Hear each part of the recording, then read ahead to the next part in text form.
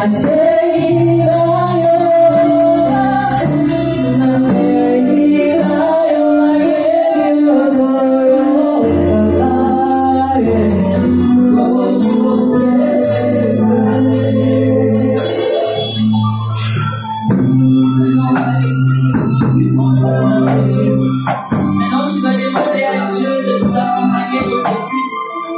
laisses le prédicateur entre les mains de Dieu, tu laisses tout ce qui va s'effacer.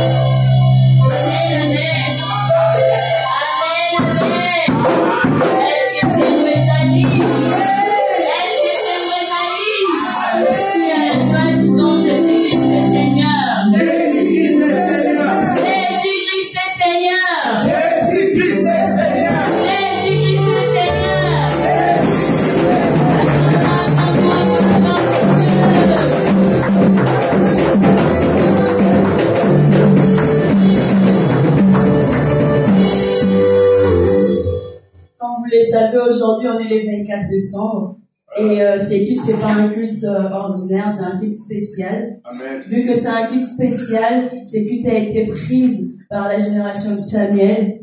Je sais que beaucoup d'entre nous ne savent pas c'est quoi la génération de Samuel. La génération de Samuel, c'est les étudiants qui font leur formation chaque dimanche, chaque samedi ici, et c'est l'école de dimanche des enfants. Amen. Donc du coup, aujourd'hui, nous allons vous présenter les activités qu'on a organisées pour cette journée. Amen. Donc sans plus tarder, on va passer par la première activité, qui est la danse.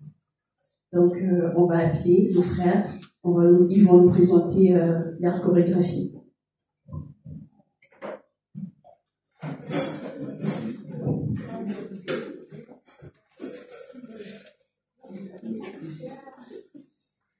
Sous vos applaudissements, vous pouvez applaudir pour les frères, pour les encourager.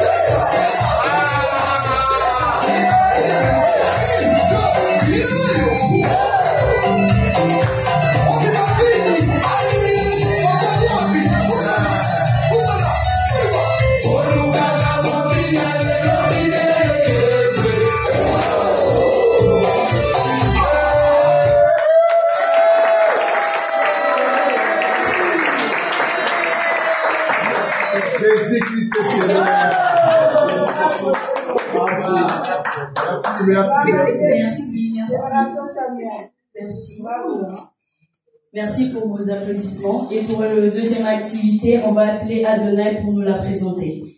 Quand elle va passer, on va applaudir. Pour encourager, on va applaudir.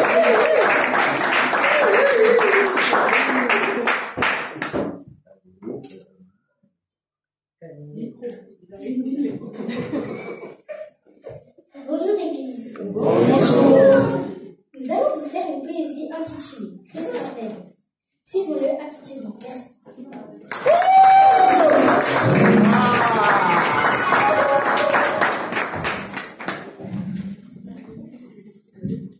Le vide. La désorientation. Être emporté par n'importe quel vent. L'amour du monde. Le malheur. La souffrance. C'est ce que l'on ressent lorsqu'on n'a pas Christ dans sa vie. L'immaturité. Le mensonge. Le déni. La rébellion. Le plaisir du monde. Ce sont les comportements d'une personne qui n'a pas Christ dans sa vie. Et cela peut avoir des conséquences telles que le manque de fermeté face à l'ennemi, la vulnérabilité face aux obstacles, la condamnation, la malédiction, un retard dans sa destinée.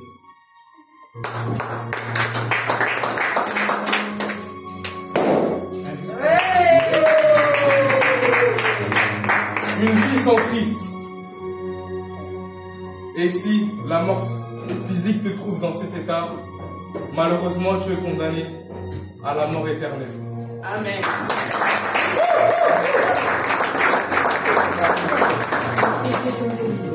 Mais cependant, ce destin peut être différent.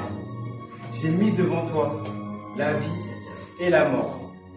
Choisis la vie afin que tu vives, nous déclare la Bible dans Deutéronome 30.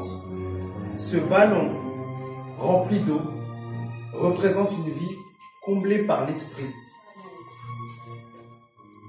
Et cette vie est épanouie, remplie du bonheur, orientée par l'esprit et bénie. Amen. Amen.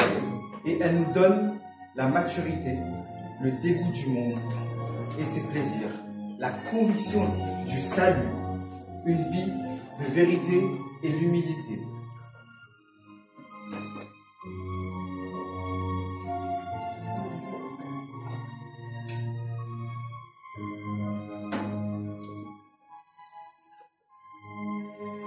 Vous voyez?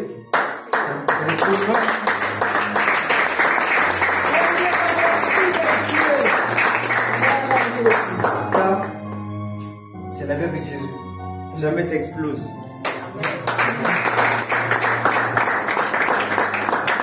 Une vie remplie par Christ nous rend tenaces face aux obstacles. La fermeté face à l'ennemi, la liberté, encore mieux, cela nous garantit la vie éternelle. Parole du Seigneur.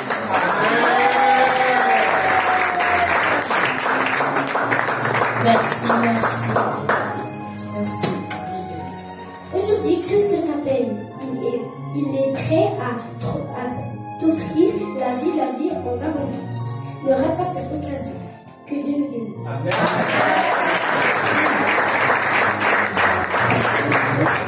Merci, merci. Maintenant, on va passer à la troisième activité, qui est le chant.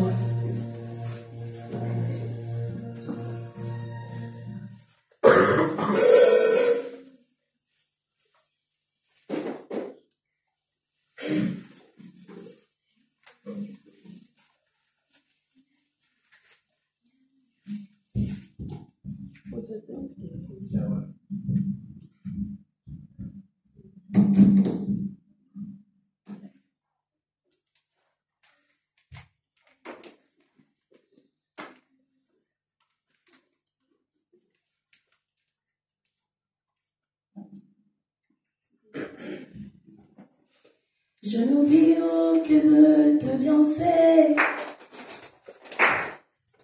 À chaque fois, j'y pense, mon cœur est rempli de mots pour te louer. Des mots pour te est loué. N'oublie aucun de tes bienfaits. Car à chaque fois j'y pense, mon cœur est rempli. Tes paroles pour te louer. Tes paroles pour te louer. Quand tu vas mal, mon âme, pourquoi t'as battu? Au milieu de la tempête, il est là. Moi je veux le louer encore. Moi je veux le louer encore. Oh mon âme, bénis l'Éternel. Oh mon âme, bénis l'Éternel. Aucun de ses bienfaits. Oh mon âme, bénis l'Éternel. Oh mon âme, bénis l'Éternel. Oh mon âme, bénis l'Éternel.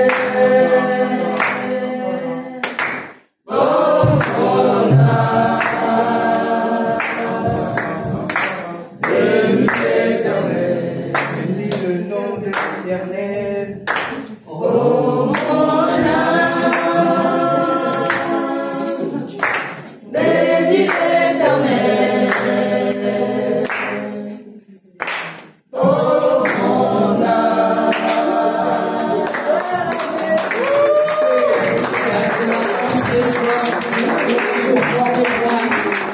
Acclame Jésus. Ça, c'est pas acclamer Jésus.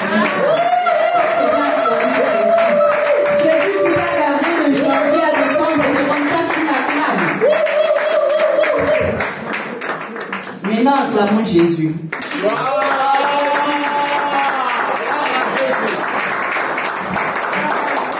Alléluia. Amen, Que le amen. Seigneur soit loué. Que le Seigneur soit loué.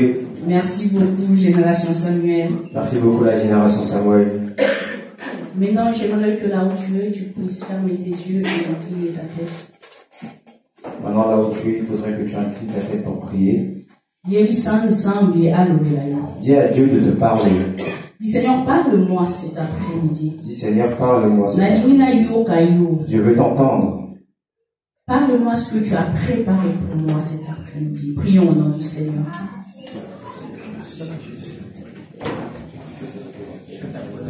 Seigneur, nous voulons t'écouter. À chaque fois que tu rassembles ton peuple, c'est parce que tu as quelque chose à leur dire. Cet après-midi, nous sommes venus t'écouter, Seigneur. Parlez-nous, Père. Parlez-nous, Seigneur. Corrige-nous, transforme-nous, change-nous par ta parole. Seigneur, que nos cœurs et nos pensées soient disposés à t'écouter cet après-midi. Père, loin de nous tout esprit de distraction, loin de nous tout esprit de sommeil, loin de nous tout esprit de pensée voyageur. Seigneur, parle-nous. Sorte avec le Saint-Esprit. Aide-nous à comprendre ta parole. J'amène toute pensée captive à l'obéissance de Christ. Dans le nom puissant de Jésus-Christ de Nazareth.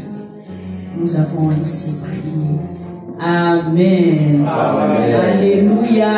Alléluia. Alléluia. Amen. Que Dieu soit loué. Amen. Jésus-Christ est Seigneur. Jésus-Christ est Seigneur. Jésus-Christ est Seigneur. Jésus-Christ est Seigneur. Jésus-Christ est Seigneur. Jésus-Christ est Seigneur. Amen. Je pense qu'il y a, pour certains, c'est la première fois de me voir en lunettes. Vous êtes peut-être étonnés, mais c'est juste parce que je suis très fatiguée en fait. Ces derniers temps, je passe un moment de stress, si je peux le dire comme ça. Je suis en train de préparer mes examens, j'en ai fait certains, je vais faire d'autres. Du coup, je suis beaucoup sur l'ordinateur et j'ai les yeux qui sont fatigués. Je sens la fatigue oculaire, j'ai les paupières qui tremblent durant toute la journée. C'est pour cela, vous m'avez vu en lunettes. C'est des lunettes de repos que j'ai maintenant. Voilà. Et en ce jour, j'aimerais rendre grâce à Dieu, le Seigneur qui nous a gardés, qui nous a protégés de janvier jusqu'à décembre. Il nous a épargnés de beaucoup de choses. Je le suis infiniment reconnaissant. Je suis aussi reconnaissant à la génération Samuel qui m'a donné cette opportunité de pouvoir prêcher en ce jour qui leur est dédié. Merci beaucoup. Amen.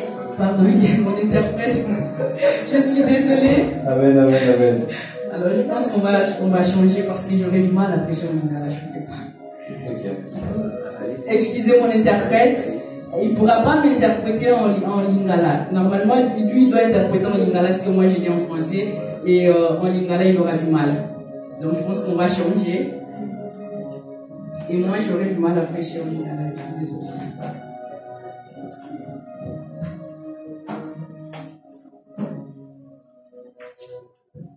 Amen. Amen. Comme je disais, je suis infiniment reconnaissant à la génération Samuel, mais aussi à l'église, aux pasteurs qui m'ont permis de pouvoir passer ici devant vous. Que Dieu soit loué pour cela. Amen. Avant toute chose, j'aimerais que nous puissions ouvrir nos Bibles. Nous allons lire la parole du Seigneur dans 2 Chroniques. Chapitre 24. Nous allons lire premièrement le verset 1. Le verset 1 à 2. Et puis nous allons sauter. Nous allons directement au verset 17. Et là nous lirons jusqu'au verset 24. Élevons-nous pour honorer la parole du Seigneur. 2 Chroniques chapitre 24, verset 1 à 2, et puis verset 17 à verset 24. Joas avait 7 ans lorsqu'il devint roi, et il régna 40 ans à Jérusalem. Sa mère s'appelait Tibja de Beersheba. Joas fit ce qui est droit aux yeux de l'Éternel pendant toute la vie du sacrificateur Jéhoiada. Verset 17.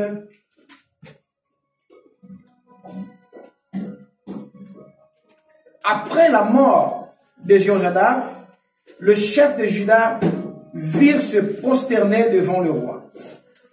Alors le roi l'écouta et ils abandonnèrent la maison de l'Éternel, les dieux de leur père, et ils servirent les astrates et les idoles. La colère de l'Éternel fut sur Juda et sur Jérusalem, parce qu'ils s'étaient ainsi rendus coupables. L'Éternel envoya parmi eux le prophète pour le ramener à lui, mais ils n'écoutèrent point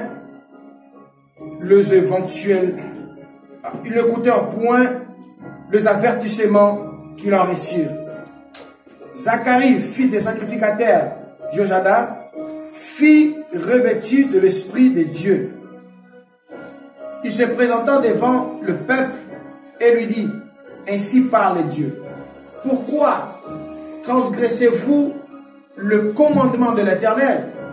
Vous ne prospérerez point, car vous avez abandonné l'Éternel et il vous abandonnera. Et ils conspirèrent contre lui et le lapidèrent par ordre du roi dans le parvis de la maison de l'Éternel. Le roi Joas ne se souvint pas de la bienveillance qu'avait eue pour lui Jéhoiada, père de Zacharie, et il fit périr son fils Zacharie, dit en mourant: que l'Éternel le voie et qu'il fasse justice. Quand l'année fut révolue, l'année de Syriens monta contre Joas, l'armée de Syriens monta contre Joas et vint en Juda et à Jérusalem, ils tuèrent parmi le peuple tous les chefs du peuple. Et ils envoyèrent au roi de Damas toutes leurs dictats. L'armée de Syrie arriva avec un petit nombre d'hommes. Cependant, l'Éternel livra entre leurs mains une armée très considérable, parce qu'il avait abandonné l'Éternel, le Dieu de leur père, et les Syriens firent justice de Joas. Parole du Seigneur. Rapidement, nous allons lire aussi 2 Rois, chapitre 12, verset 2. 2 Rois, chapitre 12. J'ai lu au nom du Seigneur. Joas fit ce qui est droit aux yeux de l'Éternel tout le temps qu'il suivit les directions du sacrificateur Jéhoiada. Et pour finir, nous allons lire Éphésiens chapitre 6, verset 12. Côté 6 à tout le temps dans l'Éphésiens. Éphésiens 6, 12. Amen. Car nous n'avons pas à lutter contre la chair et le sang, mais contre les dominations, contre les autorités, contre les princes de ce monde des ténèbres, contre les esprits méchants dans les lieux célestes. Parole du Seigneur. Amen. Nous pouvons nous asseoir et nous acclamons la parole de Dieu.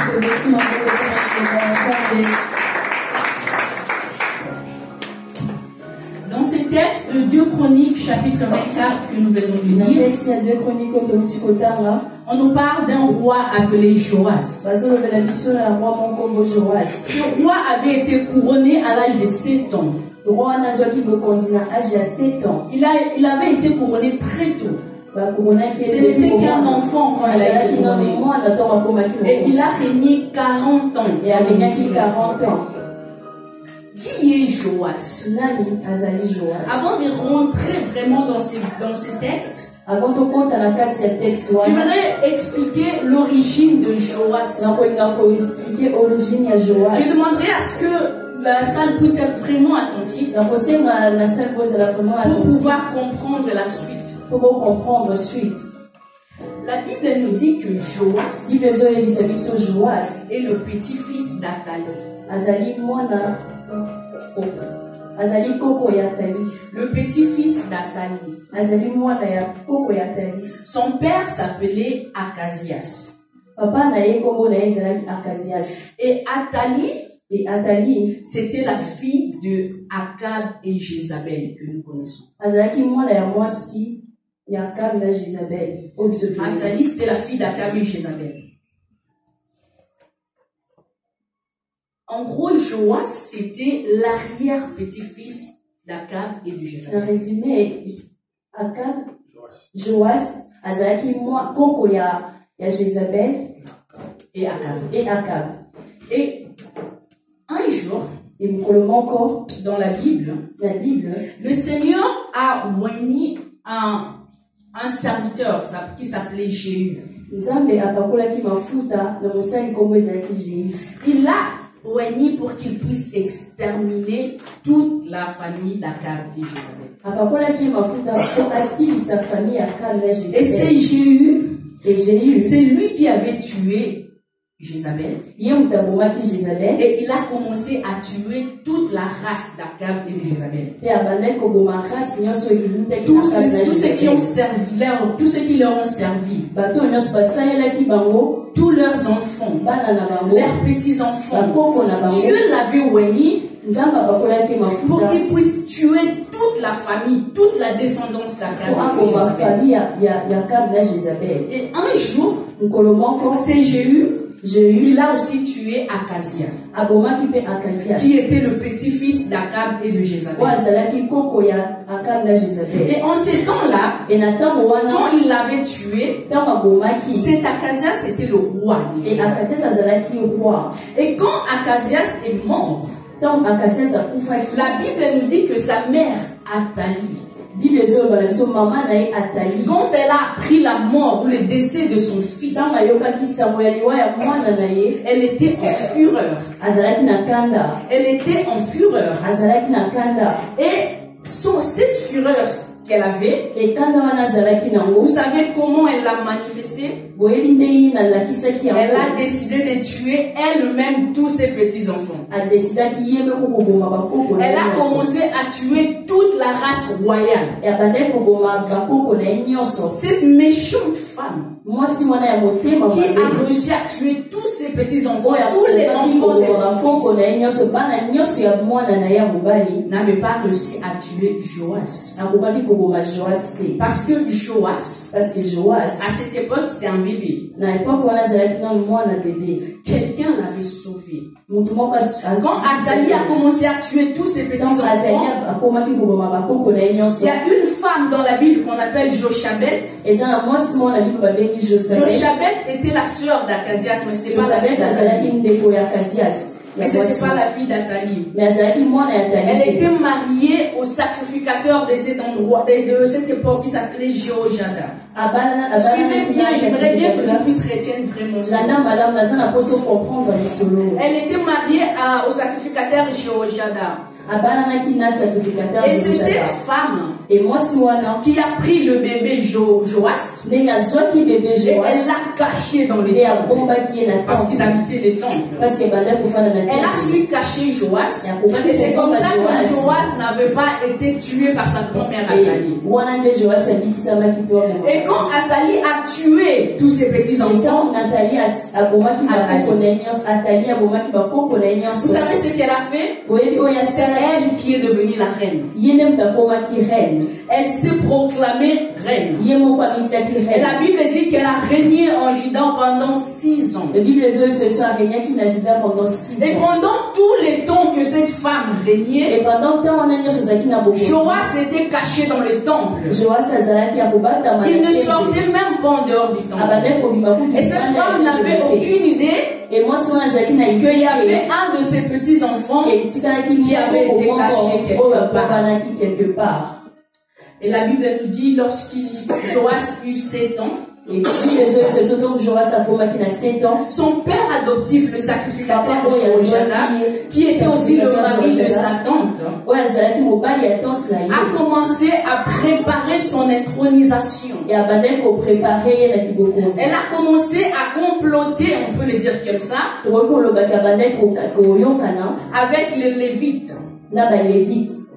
Et ils ont commencé à préparer son intronisation. Tout en protégeant Joas. Et à l'âge de 7 ans, à l'insu d'Athalie, sans qu'elle le sache, ils ont couronné Joas roi. La Bible nous dit que le jour où ils ont couronné Joas roi, que c'est le même jour où Athalie a découvert qu'il y avait un de ses petits-enfants qui était en vie. Elle est venue pour voir l'intronisation. Et le sacrificateur a ordonné qu'on puisse la sortir du temple et qu'on puisse la tuer. C'est ce jour-là qu'Athalie avait été tuée. Et Joas est devenu roi à l'âge de 7 ans. Et la Bible nous dit une chose, que pendant toute la vie de Jéhoiada, le sacrificateur, Joas fit ce qui était droit aux yeux de l'Éternel. Dans 2 Rois, la Bible l'explique clairement que Joas fit ce qui était bon aux yeux de Dieu pendant qu'il était directionné par Jéhoiada.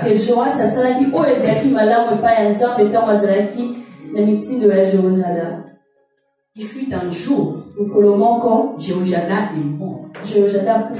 Le sacrificateur est tombé malade et il est mort. C'est alors que Joas va recevoir chez lui les chefs de Juda. Ces chefs sont venus se prosterner devant lui.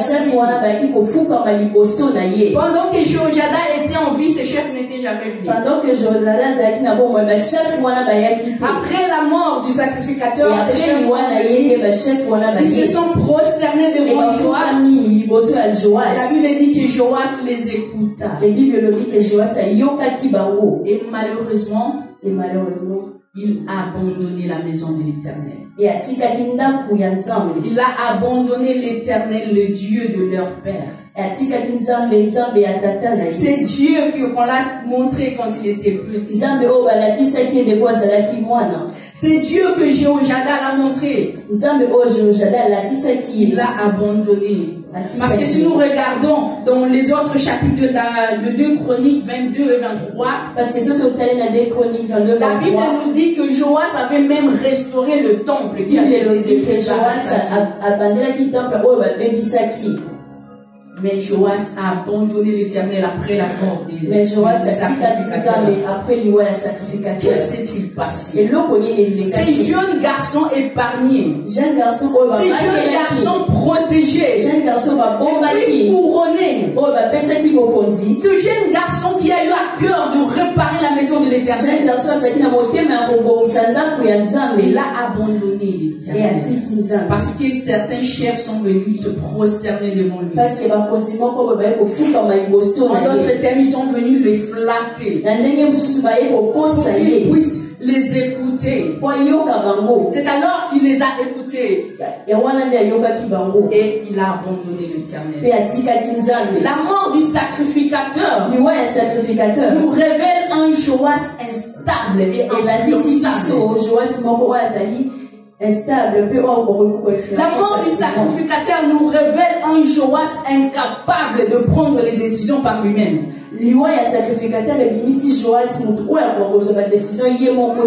Joas représente aujourd'hui les enfants, tous les enfants, tous les jeunes qui sont grandis à l'église, qui depuis leur jeune âge, leurs parents les amènent à l'église, que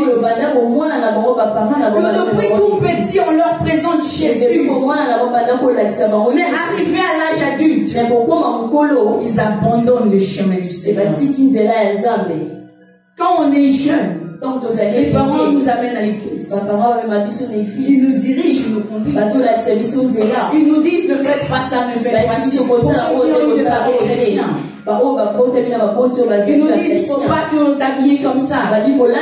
Faut pas faire comme les autres. Faut pas faire ci. Faut pas boire de l'alcool. Toi tu n'es pas comme eux. Mais pendant qu'on est dirigé par les parents, on obéit. Mais plusieurs de ces enfants, plusieurs de ces jeunes, lorsqu'ils arrivent à l'âge adulte, où ils peuvent prendre eux-mêmes des décisions, où ce n'est plus les parents qui doivent décider pour eux, ils abandonnent le Seigneur. Ils prennent de mauvaises décisions. Ils sont influencés. Comme Joas a été influencé par les chefs de Juda. Ils sont influencés par le monde et ses plaisirs. Ils se lient d'amitié avec de mauvaises compagnies. Ils ne veulent même plus entendre parler de l'église. Ils ne veulent même plus entendre parler de Jésus. Ils ne veulent même plus entendre parler des pasteurs. Il y a un jeune garçon comme ça au Brésil. Il était chanteur. Certains peut-être vont le connaître. Il s'appelle Jotaa. Depuis tout petit, il était à l'église avec ses parents. On l'a présenté Jésus depuis tout petit. Il a commencé à servir le Seigneur, il était encore tout petit. Moi je me rappelle quand j'étais petite, j'aimais bien écouter les chansons qu'il les interprétait.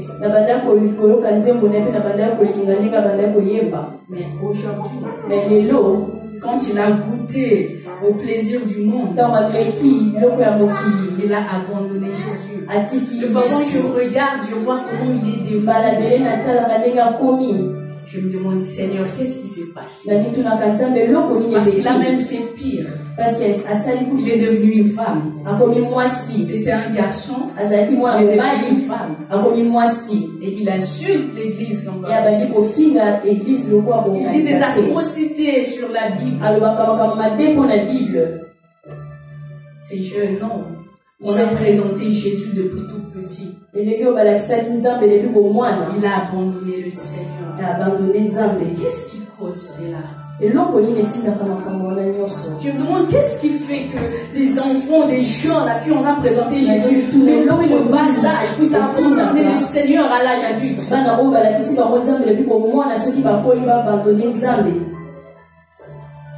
Très souvent, c'est la manque de fermeté. Les racines n'ont pas été fondées en Christ. Ces jeunes n'ont jamais pris la décision de renoncer par eux-mêmes. Ils se sont jamais convertis par eux-mêmes. Tout le temps, ils ont été sous l'influence des parents. Je n'ai pas donné le thème d'aujourd'hui. Pour ceux qui écrivent notre thème d'aujourd'hui, n'abandonne pas la foi. Nous sommes en guerre. N'abandonne pas la foi, nous sommes en guerre.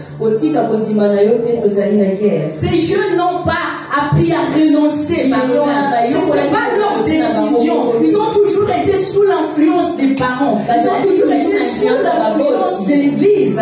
Ils ont toujours eu quelqu'un pour les diriger. Et le jour où cette personne n'est plus là, ils sont complètement perdus. Les jours où la personne qui les dirigeait, ils sont complètement perdus.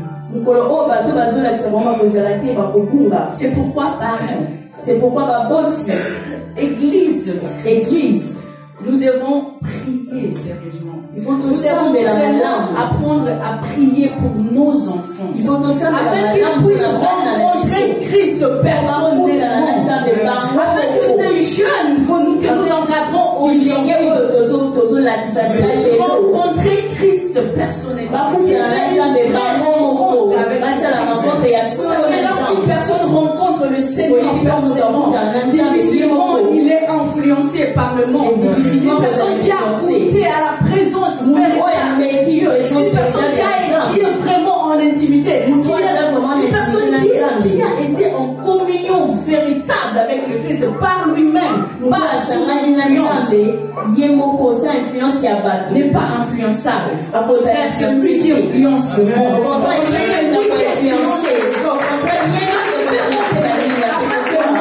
Nos enfants puissent influencer pour que et qu'ils ne soient pas influençables.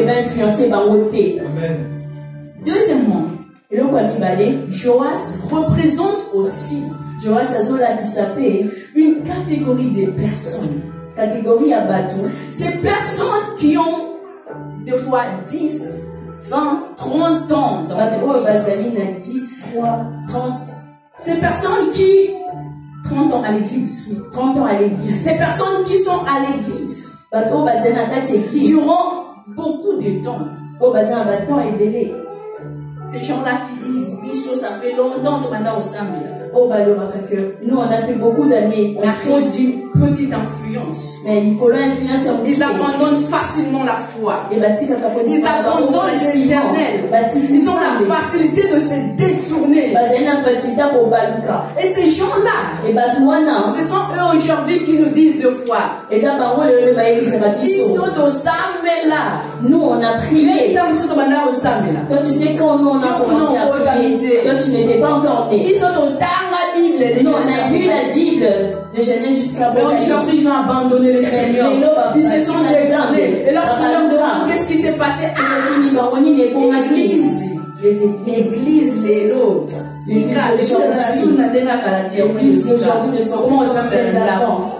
Maintenant on prie à la maison. Ce sont des personnes qui prient à la maison. Entre guillemets. Je dis entre guillemets. Parce que quelqu'un qui dit je prie à la maison, je ne crois pas qu'il fait vraiment un culte comme ce culte d'aujourd'hui. Je ne crois pas qu'il fait vraiment un culte qui se dit bon, le dimanche je vais commencer à 9h et jusqu'à midi je suis là. Je ne pense pas que et après je prends ma Bible, je lis ma Bible, le Seigneur me parle et après je prie et voilà, je fais mon culte, je ne crois pas.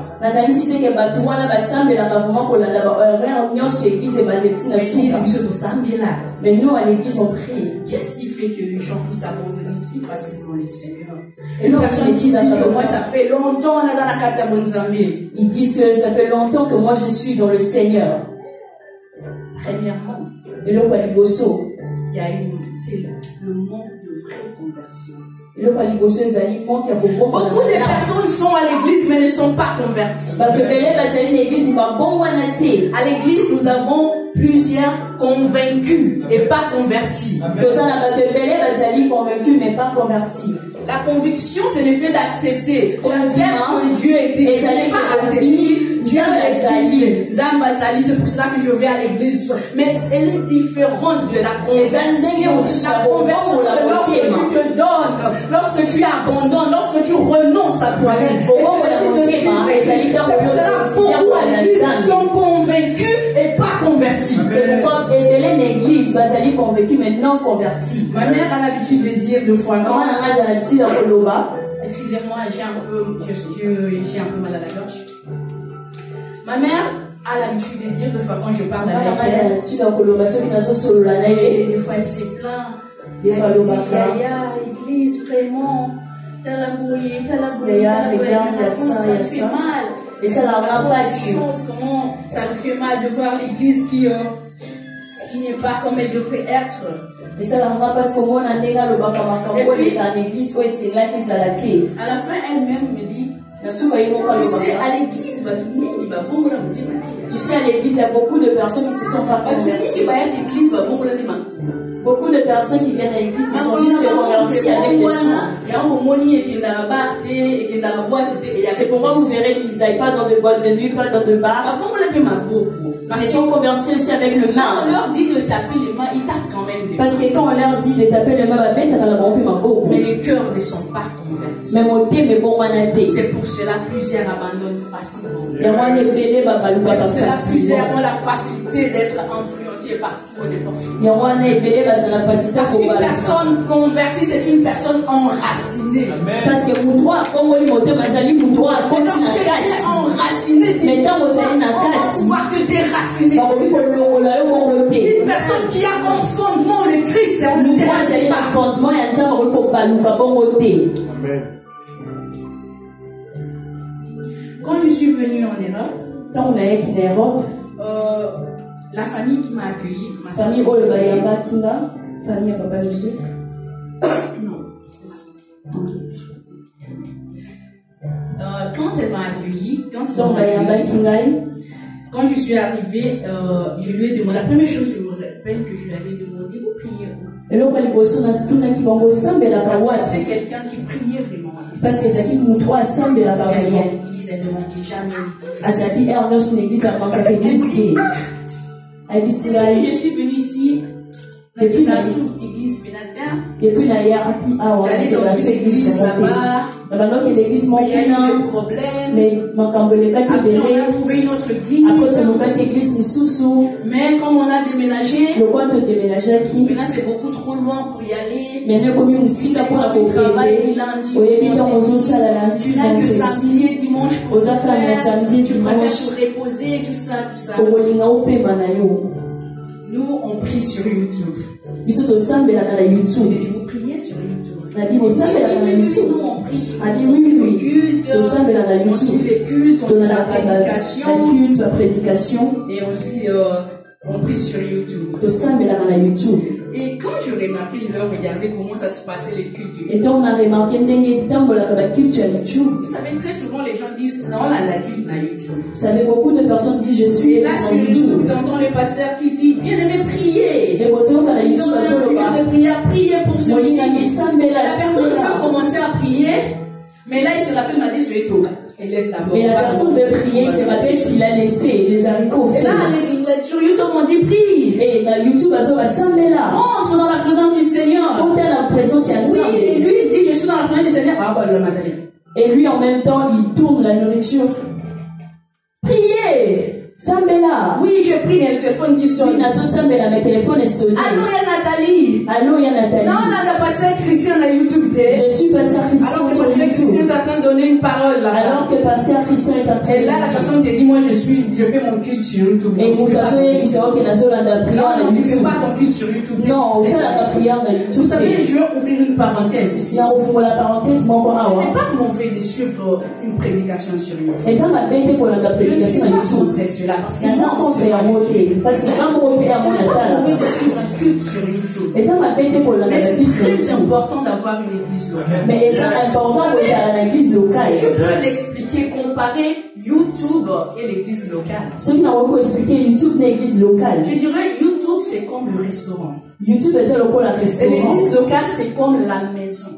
Et l'église locale c'est le ndako. Au restaurant, c'est toi qui choisis ton plat. Tu vas lui dire aujourd'hui je mange des frites, je fais un burger et après je vais un tiramisu. Et après je vais prendre un tiramisu. Des choses remplies de gras, tout ça.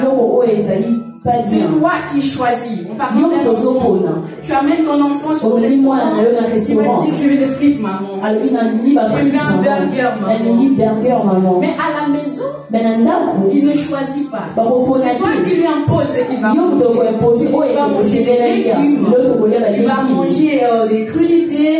Tu vas manger de la protéine. Il faut que tu aies un repas équilibré. Qu'est-ce que je veux dire par là? Au restaurant, tu manges des choses qui sont bonnes. Ils vont tous manger des trucs. Mais ce ne sont pas forcément des choses qui sont bonnes pour notre santé. Mais alors qu'à la maison, on te donne des plats équilibrés qui sont sur YouTube, c'est toi qui choisis. Tu te dis, Nicolo, pasteur Yohan est en train de donner une délivrance sur je ne sais quoi. Je vais suivre ce programme. Aujourd'hui, pasteur Christian est en train de faire un séminaire sur je ne sais quoi et je vais suivre. Tu regardes, tu dis en ce moment je suis tellement triste. Tu vois une prédication sur YouTube, Dieu donne la joie. Je vais suivre cette prédication. Ça tombe à pic. C'est toi qui choisis ce que tu veux suivre. Mais à l'église, tu ne choisis pas sur la prédication. À l'église, Dieu donne ce qui est bon pour toi. Dieu qui te connaît, il te donne ce dont tu as besoin. Dieu te regarde. Tu dis cet enfant ces jours-ci, il est un petit peu détourné. Alors j'envoie la prédication sur la repentance avec mon serviteur. Tu viens à l'église, tu étais un peu tenté. Tu disais la fin de l'année, tu penses que tu allais passer là-bas chez Temba, je ne sais où. Mais tu viens à l'église, on te dit qu'il faut passer la fin, il faut que tu fasses la traversée dans la présence de Dieu. Tu viens à l'église, on te dit qu'il faut terminer ton année en beauté dans la présence de Dieu. Un chrétien ne peut pas commencer une nouvelle année là-bas. C'est diabolique de commencer une année loin de la présence de Dieu.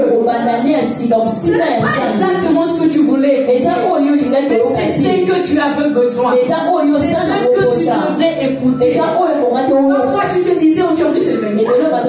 C'est la vie de famille. Je veux écouter la parole. Certainement on nous parlera de famille. La paix dans la famille. La tranquillité dans la famille. L'union dans la famille. Et tu viens ici, tu entends n'abandonne pas ta foi. Car nous sommes en guerre. C'est que Dieu veut que tu puisses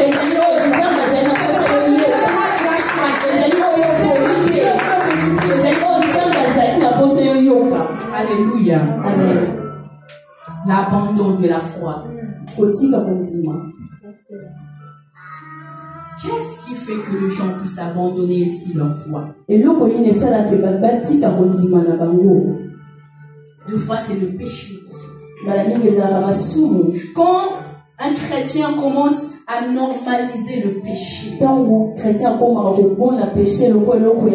petites choses, un petit dire par là, Une petite moquerie par là, ça fait pas mal. Ça commence à venir tout doucement. Ça commence à venir. Et après, tu commences à normaliser. Tu commences à perdre la culpabilité du péché. Quand tu pèches, tu ne sens plus le Saint-Esprit en toi. Tu te dis, il faut que tu puisses te repentir. Parce qu'un vrai chrétien, une personne convertie, pêche. Le Saint-Esprit en lui dit, va te repentir. Quand tu viens dans la présence de Dieu, tu commences à prier. Le Saint-Esprit va d'abord arranger les choses. Quand tu viens dans la présence, tu commences à dire, Seigneur, tu commences à présenter tes requêtes. Quand le Saint-Esprit te dit, demande d'abord pardon. Commence d'abord par demander pardon. Quand tu viens en retard à l'église, tu commences directement à prier, tu commences directement à danser. Le Saint-Esprit te dit, Dieu est là depuis 13 heures. Toi, tu lui as manqué de respect en venant 13h30. Demande d'abord pardon. Pour le manque de respect, ne prie pas d'abord. Ne rentre pas d'abord, me demande d'abord pardon. Le Saint-Esprit, tu commences à te parler. Mais quand tu ne le sens plus ça, quand tu ne le sens plus ça, c'est un grand danger. C'est un grand danger. Quand nous commençons à normaliser. Quand nous commençons à normaliser les petites choses, ça va doucement. Tout doucement. Vous savez, le diable a une patience. Il n'est pas patient comme notre Dieu. Quand tu veux te faire tomber dans le péché, quand tu veux que tu puisses abandonner ta foi, il ne va pas directement t'amener à faire un grand truc, un grand péché. On n'a pas de grand péché, de petit péché. Tout péché est péché. Devant Dieu, tout péché est péché. Le diable ne vient pas directement te faire un grand péché. Il ne va pas t'inciter à tuer quelqu'un directement. Il va commencer tout doucement. Il va commencer tout doucement. Tout doucement. Tu commences à normaliser. C'est normal. Tu commences à trouver que c'est normal. Et après, à un moment, il te met la culpabilité. Tu es tellement coupable, tu te sens tellement coupable que tu n'arrives plus à t'approcher de Dieu. Tu n'arrives plus à prier. Tu te dis, Dieu ne va pas m'écouter. Et le diable te dit, vraiment. Et tu essaies de commencer à prier. Le diable te dit, yo penza.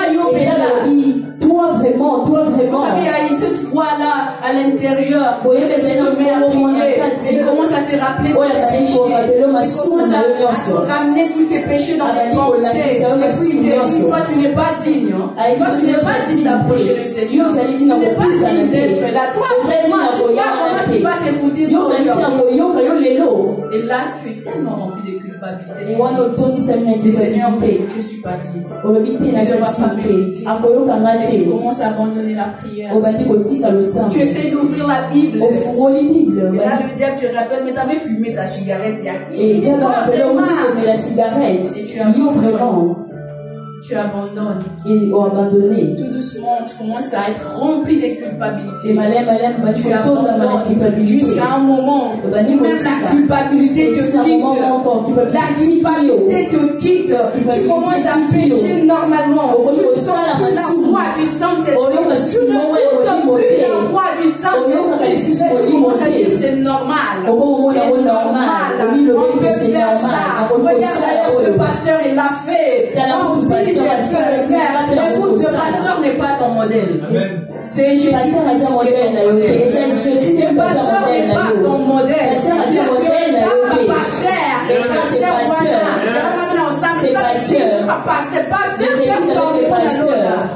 Est-ce que c'est un pasteur? C'est pas le pasteur qui va t'amener au ciel.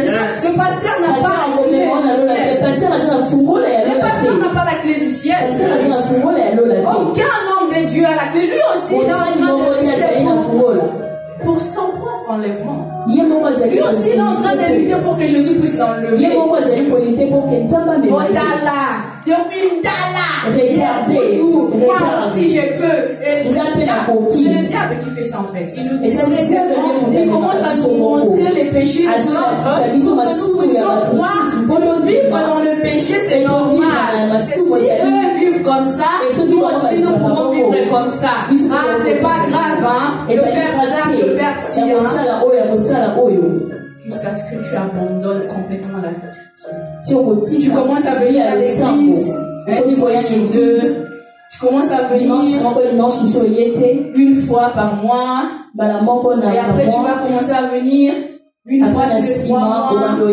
Ensuite ça sera une fois tous les 6 mois. Et après une fois par an. Et après tu restes le fidèle du 31 décembre. Tu viens que le 31 décembre. Laisse-moi te dire que c'est la 31 décembre. Donc, il y a le 3, le 5 avril, le 6 juin, tu peux te manger à n'importe quel moment. Ce n'est pas le 31 l'église, elle va pas aussi tu deviens un client fidèle du 31 décembre jusqu'à ce que tu ne viens plus à l'église. Jusqu'à ce qu'on va l'église. On va te demander pourquoi tu viens plus. Le chaud. Seul Dieu sait. Seul Dieu sait. Ces jours-là, Dieu aussi dira, en tout cas, le jour-là, c'est vrai, je savais. Tellement que tu ne rentres pas. Je savais, il y a moi l'influence. Influence. Il y a aussi l'influence qui peut nous faire abandonner la foi. La Bible nous dit ceci. Les mauvaises compagnies corrompent les bonnes mœurs. On peut facilement être influencé par ce qu'on voit, par ce qu'on écoute, même par ceux qui nous entourent.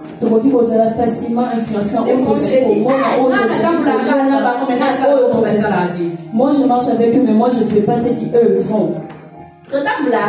On marche seulement. Et quand eux ils boivent, moi je prends un sucré.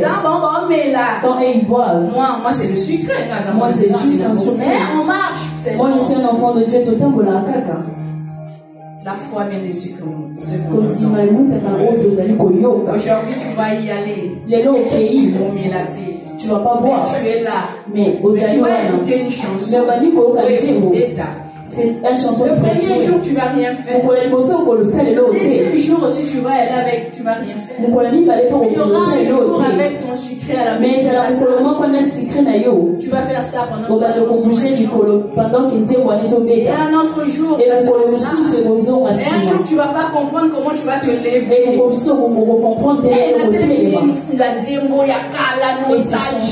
C'est des nostalgies. Et ces chansons quand on était enfant. Quand il mettait ça. Et l'autre jour tu vas encore écouter. Et tu vas trouver une autre raison. Et au pire sa raison là on était dans le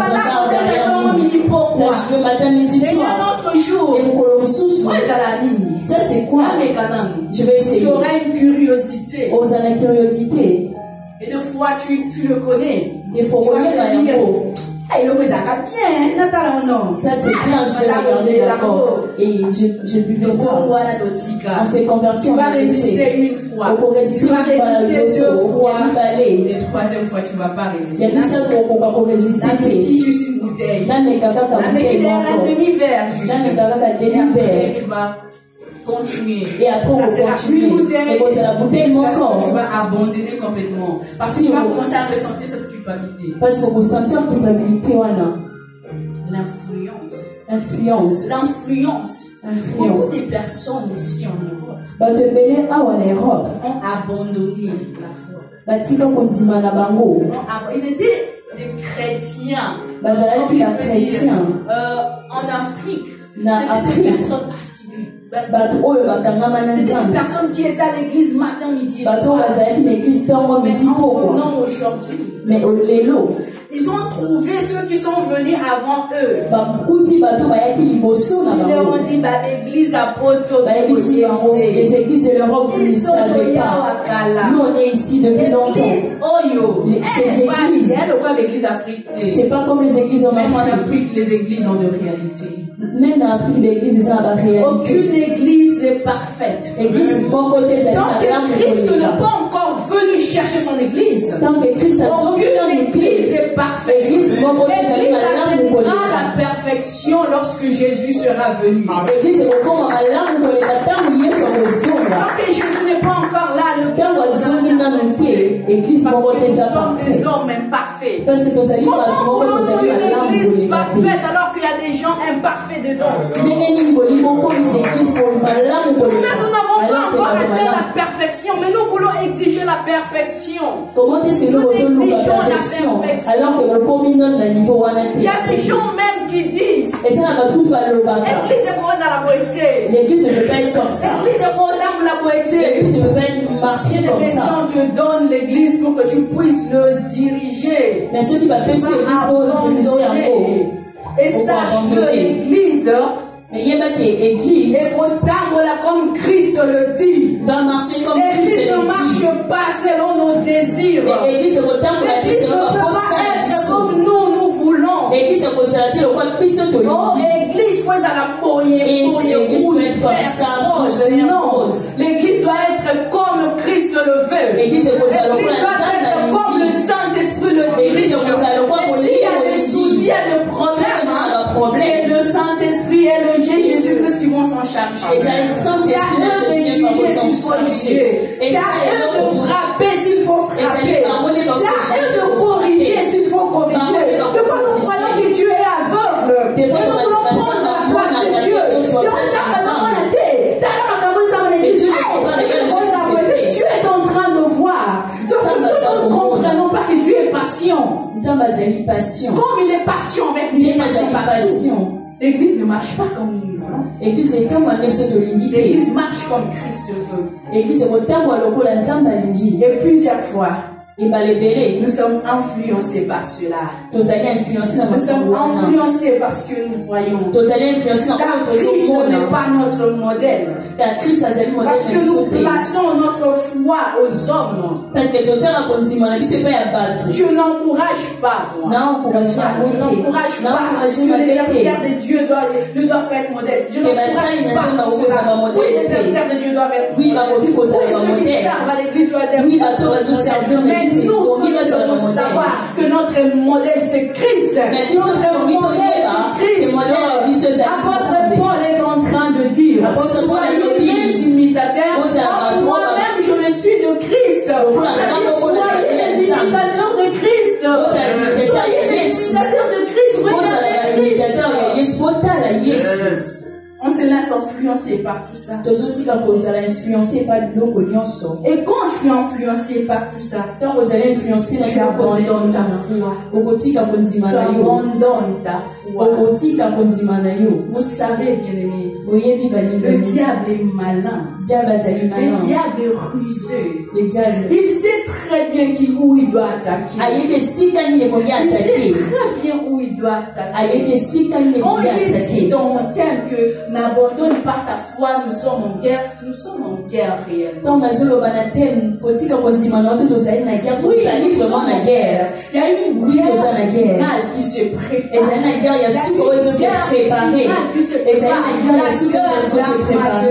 Le diable est en train de préparer son armée pour combattre contre Christ. Avant cette guerre-là, en ce moment, nous sommes en guerre. C'est la guerre de la foi. Le diable sait très bien que Christ bientôt va venir. Mais qu'est-ce qu'il fait? Il essaye de détourner les enfants de Dieu. Il essaye de détourner pour que les gens puissent abandonner la foi. Lorsque le Fils de l'homme reviendra, trouvera-t-il de la foi? Vous croyez que cette question a été posée au hasard? C'est parce que Christ savait qu'il y aura une guerre de foi. Il y aura une guerre pour rester chrétien aujourd'hui. C'est plus difficile que ça ne l'a été il y a quelques années. C'est plus difficile que ça ne l'a été il y a quelques les alliés en arrière. Parce qu'aujourd'hui, ici en Europe, nous sommes entourés de beaucoup de distractions. Nous sommes entourés de beaucoup de choses. Le diable est en train de mettre tout cela pour combattre notre foi. Tu vas voir au lieu de prier, il y a la notification qui rentre YouTube. Tu te dis, je veux prier pendant 30 minutes, pendant 1 heure. Tu pries seulement 20 minutes. Tu attends là-bas, merci, Koumisama, alléluia, mais je n'ai pas vu. Seigneur, je te dis merci, Koumisama. Tu entends, tu essaies de te concentrer comme il faut. Il y a des téléphones qui sonnent, il y a une notification qui rentre, il y a des enfants qui commencent à pleurer, il y a des personnes, il y a des sonneries qui commencent à toquer, la porte qui commence à sonner sans arrêt, et tu te demandes c'est qui. On est tellement remplis de distractions. Le diable est en train de tout faire pour combattre notre foi. Le diable est en train de tout faire pour combattre la foi. Afin que les enfants de Dieu puissent s'affaiblir.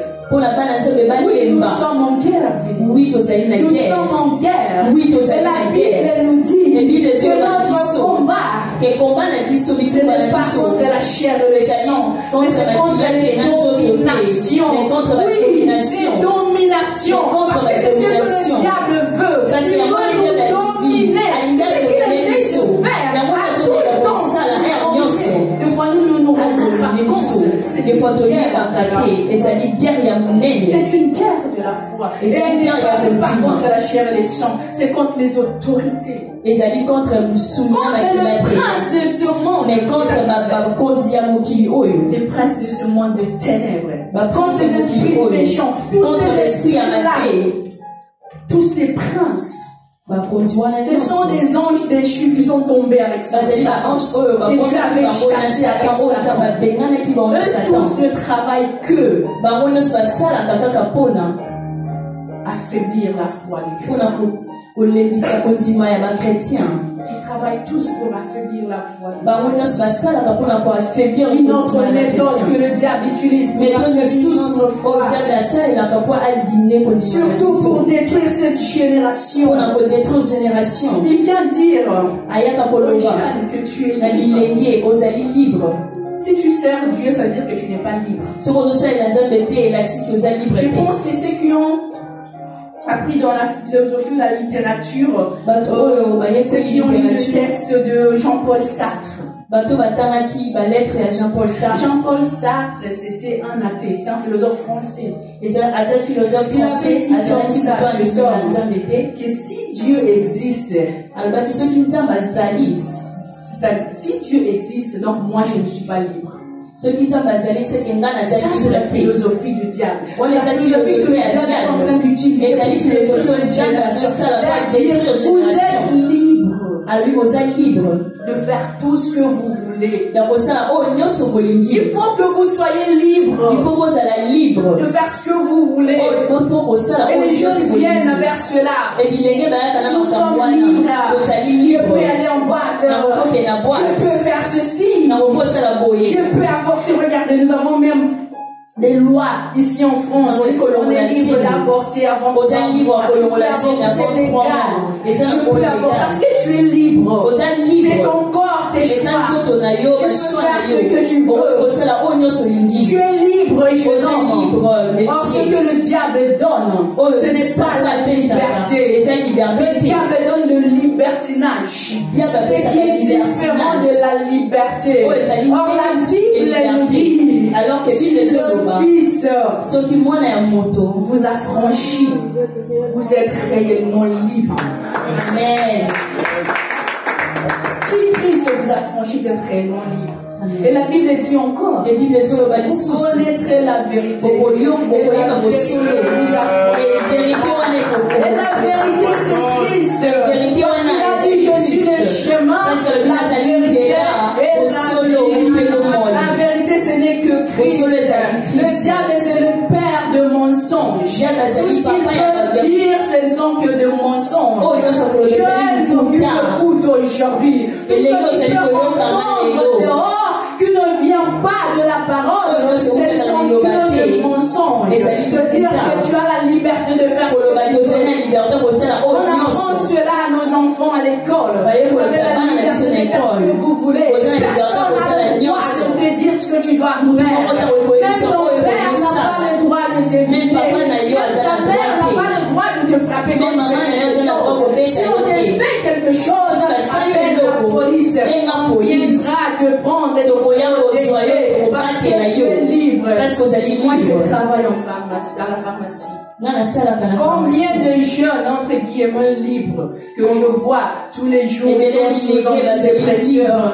Vous n'avez pas l'idée de combien de personnes, soi-disant, sont sous des antidépresseurs. Des filles avec des anxiolytiques sont des médicaments pour calmer la dépression. Des jeunes qui sont libres, mais qui ne dorment pas. Ils sont sous des neuroleptiques. Avant de dormir, il faut qu'on lui donne un neuroleptique. Ils ont mal. Mais toi, tu es libre. Pourquoi tu as mal? Ils ont une souffrance intérieure. Et lorsqu'on leur demande la raison, mais eux-mêmes ne savent pas pourquoi ils souffrent. C'est ce que je disais l'autre fois. Les jeunes à la génération Samuel. L'homme n'a pas été créé pour être libre. L'homme a un vide dans son esprit. Et ce vide-là ne peut être comblé que par Dieu. Même les démons ne peuvent pas combler ce vide. Ils peuvent rentrer 600, 700 000 et ne pourront pas combler. Ce vide-là, il y a que Dieu qui peut le combler. Et lorsque ce vide n'est pas comblé, l'homme est dans la souffrance. Et lui, il ne sait même pas pourquoi il souffre. Il y a une personne qui vient chercher des médicaments. L'ordonnance tu regardes la personne, avocate, magistrat, bien habillé, bien dans une voiture, je peux pas dormir. Je ne dors pas une heure. J'ai besoin d'un somnifère. Regarde, il y a ça, c'est simple. Ça va t'aider à régulariser. Non. Tu veux quelque chose de fort. Pour ça, Dieu a déjà essayé ça. Tu veux quelque chose de fort. Ils sont dans la souffrance. Ces personnes libres, selon le diable, ils souffrent. Parce que le diable est un menteur.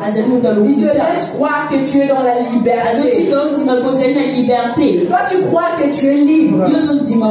Soit tu n'es pas libre, mais en réalité, l'homme, dans sa nature, n'a pas été créé pour être libre. Soit tu es esclave de Dieu, soit tu es esclave du diable. Il n'y a pas de juste milieu. C'est-à-dire, soit tu fais ce que Dieu te dit de faire, soit tu vas faire ce que le diable veut que tu fasses. Mais en te cachant cela, en te faisant croire que c'est toi-même qui le fais. Mais c'est pas toi-même qui le fais. Mais c'est pas toi-même qui le fait. C'est le diable. Tu fais exactement ce qu'il lui veut que tu fasses. Mais toi tu crois, c'est ma volonté. J'avais décidé, c'est pour cela que j'avais décidé. Là où le diable est, il se moque, il dit regarde. Il croit vraiment qu'il est libre. Laissons-le croire qu'il est libre. On va faire des marches pour que les gens croient qu'ils sont libres. La liberté. Nous voulons les mariages homosexuels, liberté. Nous voulons la légalisation d'avortement, liberté. Nous voulons telle chose, liberté. Croient qu'ils sont libres. Non, c'est le libertinage. Libertinage, c'est le fait de penser qu'on est libre. Tellement libre qu'on fait des choses atroces. Et c'est exactement ce que le diable veut. Le diable veut détruire cette génération. Il fait tout pour détruire cette génération. Parce que c'est la génération ultime. Parce que cette génération, c'est la génération ultime, c'est la génération. Parce que cette génération est importante. C'est la génération Yasuka. Et cette génération Yasuka. C'est la dernière génération. Et cette avant génération que Christ ne vienne, Et le diable est en train de tout faire pour dire que nous tout faire pour nous faire abandonner. L'église, nous avons la responsabilité de prier. En tant que parents, en tant que grands frères, en tant que grandes sœurs, nous avons la responsabilité de prier. Nous avons la responsabilité de prier pour ces gens afin qu'ils ne puissent pas abandonner leur foi, où qu'ils aillent, où qu'ils se trouvent, où qu'ils aillent, qu'ils puissent garder la foi. Mais aussi prier pour les vraies conversions à l'église. Prier. C'est pour cela que Christ avait dit veillez et priez. C'est pourquoi il y a sur le bas qui vous semble là. Veillez et priez. Veillez et priez. Il y a quelque chose qui est bien dans la Bible. Lorsque le diable essaye de détruire cette génération, pendant qu'il essaye de détruire toute cette génération, la Bible nous dit dans Joël, au dernier temps, je répandrai mon esprit, dit l'Éternel. Le Seigneur a dit, moi je veux répandre mon esprit sur toute chair. C'est ça que nous devons désirer. Pendant que le diable détruit cette génération, nous allons prier afin que Dieu puisse répandre son esprit sur cette influencer. Que cette génération puisse influencer. Une génération où elle va influencer. Enfant de Dieu, tu n'es pas appelé à être influençable. Mais tu es appelé à influencer. Tu es appelé à influencer dans le monde. Alléluia. Amen. Alléluia. Amen. Peuple de Dieu, veillons. Veillons. Veillons afin de ne pas tomber dans le piège de l'ennemi. Veillons afin de pouvoir vaincre cette guerre de foi. Veillons afin que nous soyons debout quand Christ viendra. Veillons afin que nous puissions faire partie de l'armée du Seigneur. Cette armée qui va vaincre l'armée du diable. Que Dieu nous bénisse.